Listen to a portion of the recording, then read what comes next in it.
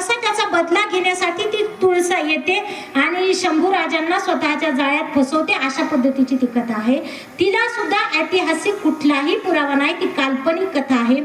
थोरातांची कमळा हा तर नावाचा पिक्चर आहे, पहा जुना पिक्चर आहे थोरातांची कमळा. तर हे थोरातांची कमळा ही सुद्धा अति म्हणजे कपोल कल्पित कथा आहे. जसं छावा पाहिल्यानंतर आपल्याला आता लक्षात येतं की जर एखादा पिक्चर काढायचा असेल तर तो कधी फेमस होतो, त्याच्यामध्ये मसाला असेल तर त्याच्यामध्ये लय मोठ्या काही गोष्टी टाकावं लागतात, तेव्हा हे होतं.